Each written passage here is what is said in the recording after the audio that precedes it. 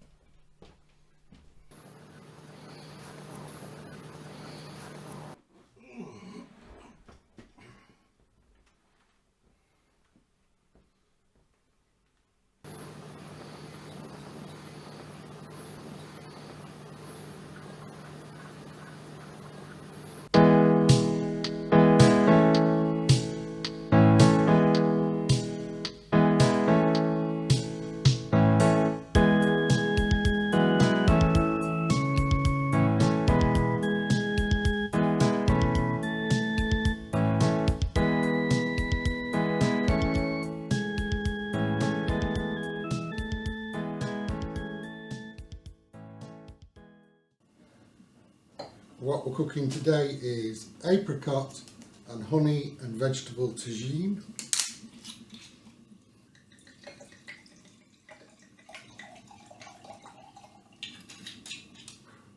I didn't know where to start today, just in terms of subject matter.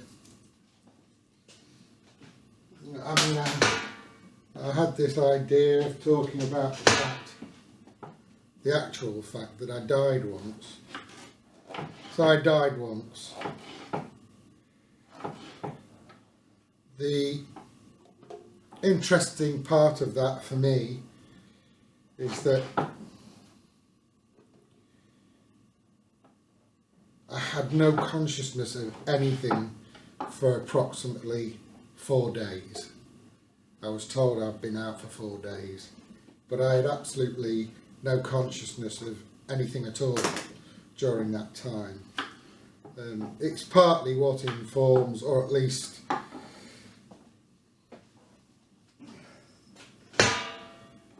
confirms, my notion of there being nothing after death.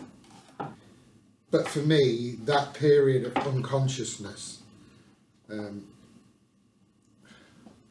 what caused the issue was that I'd gone underneath the train.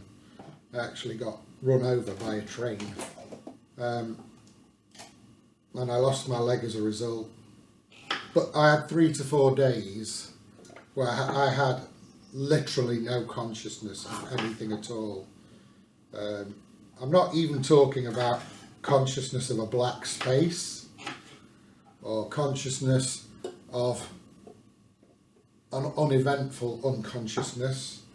I'm talking about a profound non-existence. Some might argue that the dreams we have in such a state are the ones that we deserve, or the ones that we've earned, if earning is an appropriate term.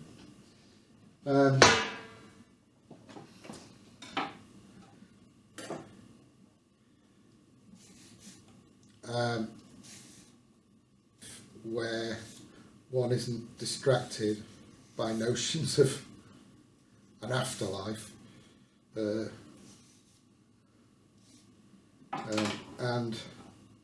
not least also is because I think one life is enough. I mean, to be honest, I'm not even 60 yet and I'm already tired. Of course, much of that is informed by the circumstances that we're in at the moment.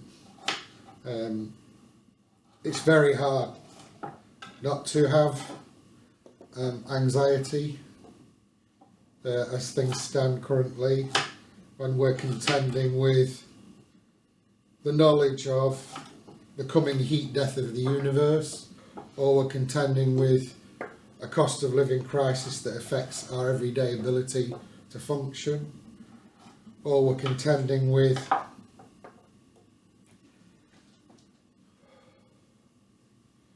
increasingly estranged and alienated relationships with one another, or contending with an increase in reactionary right-wing forces that are intent upon violence and the extermination, pretty much, of minorities.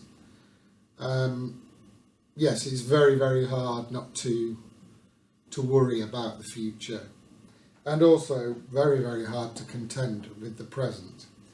Now I'm having to think about what I do here. That's got to go in the oven. With this recipe, it's supposed to go in the oven now for 40 minutes. It's roasted vegetables, and then I have to make the sauce and the other accoutrements that go with it.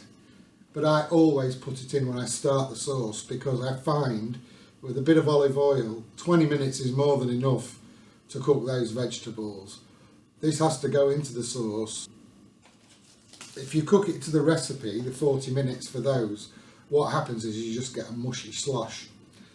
So I cook them for 20 and then finish them in the sauce, which isn't that long anyway. And also I like a bit of a al dente to my veg. Not hard, not raw, but you know, a little bit of resistance. I think they somehow retain a flavour and certainly a texture better when they're cooked for half the suggested time on this recipe.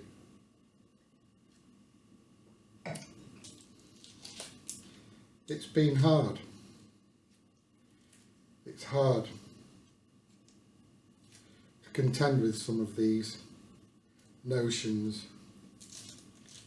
around the challenges we have today.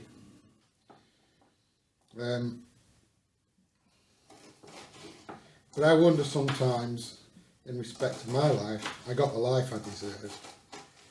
Socio-economic conditions, horizons, when you live in a small town that's been decimated in respect of its working class.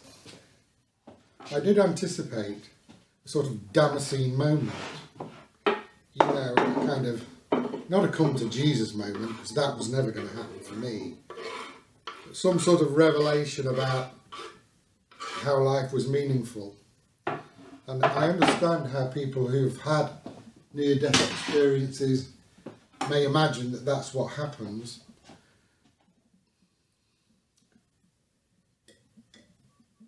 But for many of us, it doesn't.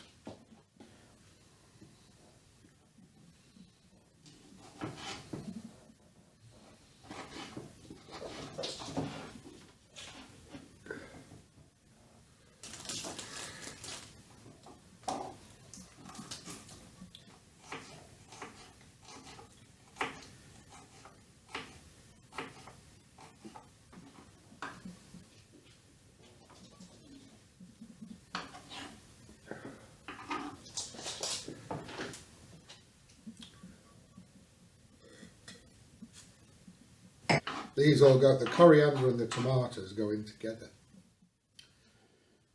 We'll push these to one side. The onion needs to go in separately, but all garlic will go in separately as well. I think these go in, as I remember the last minute, I was chopped these in half.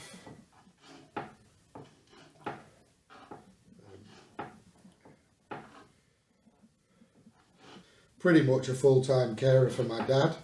Look, you're trying to abuse me. Oh, don't hit me! Don't hit me! Hang on. I'm saying that. Look out. Hey, you twat! Oh, look, me eye! Me eye! Oi, see? They talk about elderly abuse.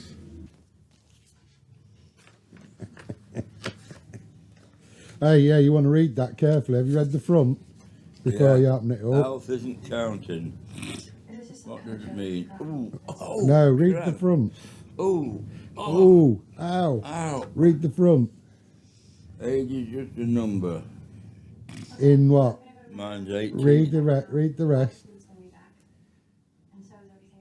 Comes out Carlo. Aye. Be warned. Right, I'm going to keep that. That's the phone number. In a mild form of trouble, in that I find it hard to get through the day. I definitely get through the evening without drinking.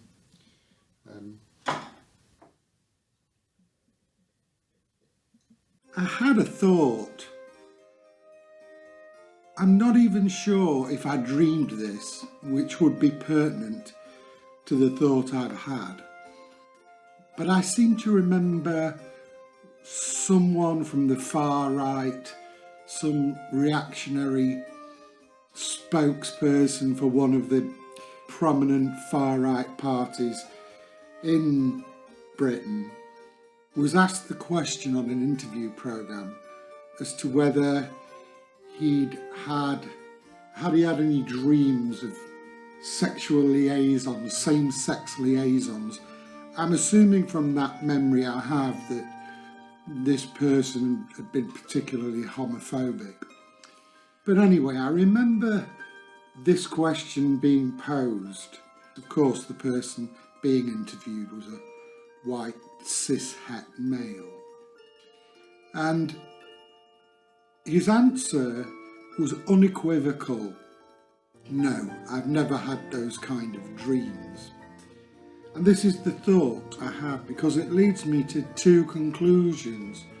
One is, given the habit of the brain, especially while sleeping, to wander off into all sorts of unusual, different, illogical and joyous avenues of possibility outside of your own experience, I find it hard to believe that person's claim.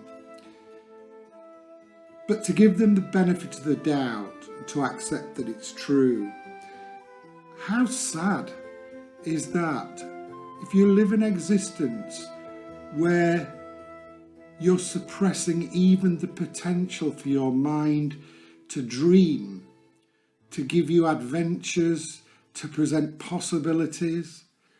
A part of me does think the future is likely mostly non-binary. Part of me also thinks that that's the case with the past too. It's just that in the past we haven't had the context, the legislation that has allowed for at least some people to bravely take ownership of their identities.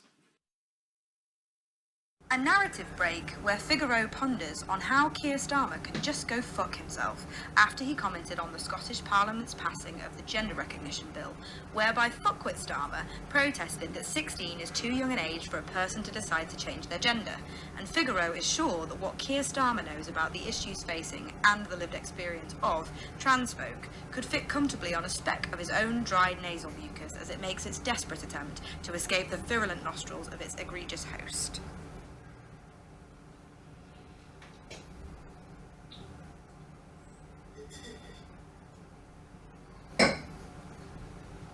Having said all that, when I dream, the partners in my dreams that occasionally pop up, I have a lot of dreams about falling in love, and it's not unusual for those people that I'm dreaming about to become any number of gender identities. Most often they do start in the way of my life when I was in my young 20s, of falling in love with a woman. But more often than not, as the dreams go on, this woman will become male, become amorphous and in between, and the joy and the love in my heart, whilst experiencing that life with them, notwithstanding an initial amount of confusion as their identities do morph, the joy is unquestionable. And the idea that I would wake up the next day and be concerned by that, I want more of it. More of those kind of dreams.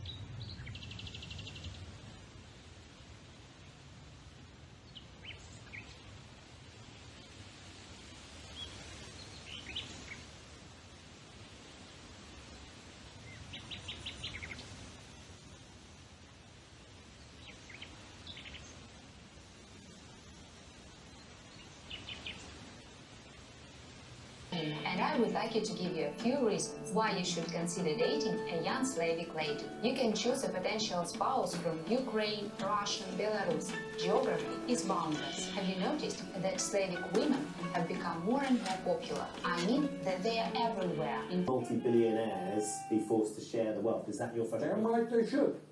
And I think we have got to... You will... one second. My name is John Smith, head waiter. I'm from the United States. God bless your life. I am an American from New York. My name is John O'Connell, game player. This is my wife, Mary O'Connell. Let me introduce myself. I'm living in New York. My name is Mary, wife.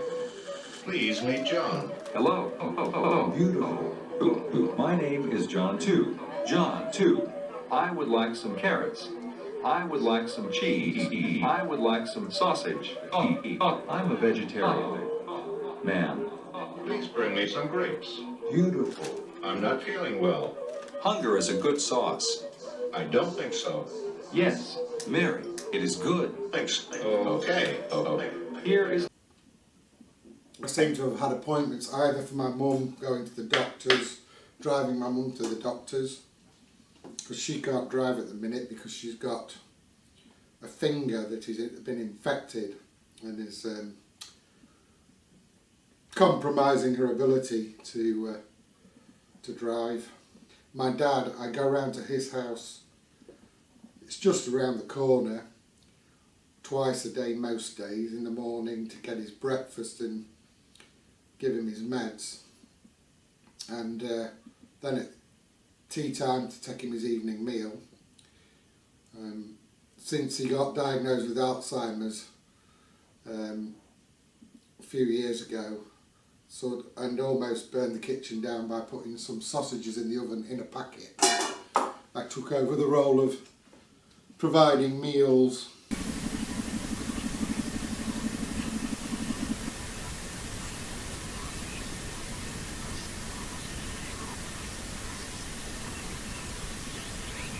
Think of all the gains that were made post-war in terms of the welfare state and all the public services and provisions that were made for people.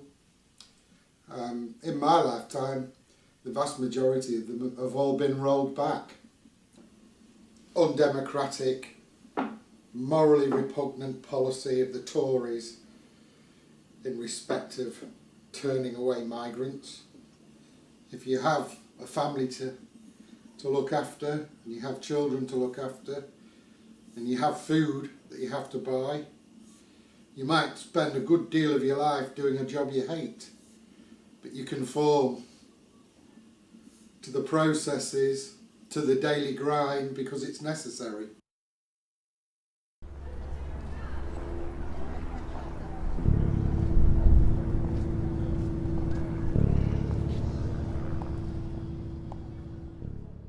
I had a fantastic dream. Just the other week, I met this woman. Actually, it was an old girlfriend of mine.